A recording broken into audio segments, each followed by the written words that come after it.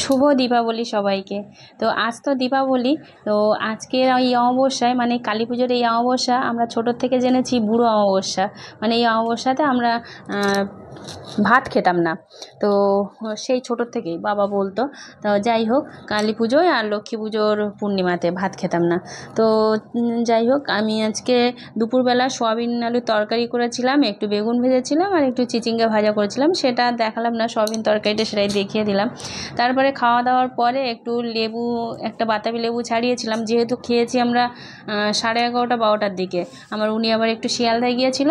তো তারপরে ও বাড়ি আসলো। আর একটু আজকে দুপুরবেলা অনেকটাই কাজ করেছি, মানে যে গাছ লাগাচ্ছি, এই মাটি শুকনো করা, গোবর সার করা, তারপর টবের সমস্ত কিছু গোছানো, সেই তারপরে গাছ কাটিং করেছিলাম, অন্য গাছ লাগিয়েছি, সেই ভিডিওটা কালকে দেখাবো কি কি করেছিলাম। অনেকটাই কাজ করেছিলাম। তা সন্ধ্যাবেলা একটু দীপদান করলাম। আমাদের অশৌচ এখন বলে প্রদীপ জ্বালাতে নেই, নতুন প্রদীপ। তো যাই হোক, আমি আগে থেকে প্রদীপগুলো করে রেখেছিলাম আর দূর থেকে ভগবানকে দেখাই, আমি অত ছোঁয়াছুঁয়ি করি না।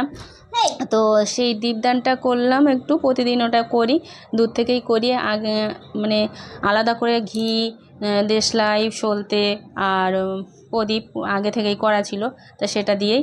আর একটু ঘরের দুয়ারে বাতি জ্বালিয়ে দিচ্ছিলাম। তাও মেয়ে বায়না করছে, মা একটু বাজি ধরাবে না। তো প্রথমে তো দীপদান করে একটু তুলসী তলায় দিয়ে আসলাম, দীপদান করে তারপরে বাতি টাতি ধরিয়ে এবার রান্নার কাজে চলে আসলাম। তখন বাজে 6:30।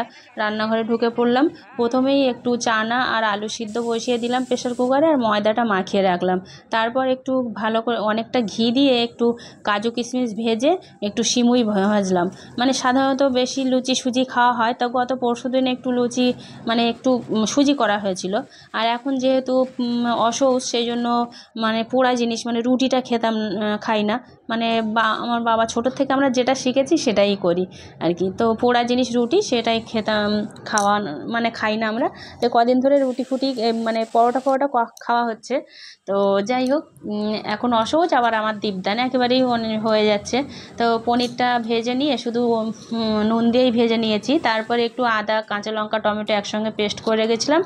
তেলের উপরে একটু জিরে আর তেজপাতা ফোড়ন দিয়ে, তারপরে মশলাটা দিয়ে একটু জিরে, ধনের গুঁড়ো, একটু লঙ্কার গুঁড়ো, কাশ্মীরি লঙ্কার গুঁড়ো, যেহেতু হলুদ দেবো না অসহজ বলে, তা সেইটা রান্নাটা করলাম। আর দেখুন, তারপরে আমি সিমুই তো হয়ে গেছে, আর সিমুইটা খুব একটু পাতলা করে রেখেছিলাম, কিন্তু পরে ঘন হয়ে গেছে।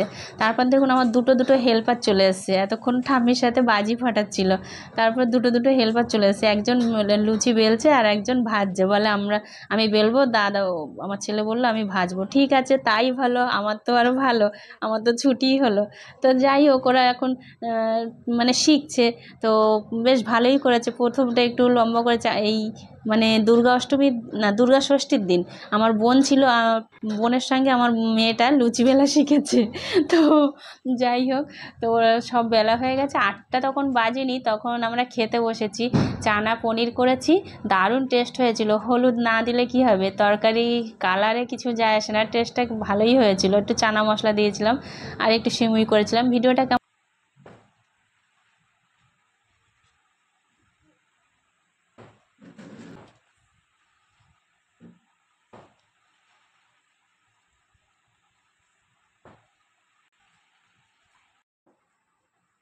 এদিকে তাকা বাবাই, হাত ছাড়া, এদিকে তাকা।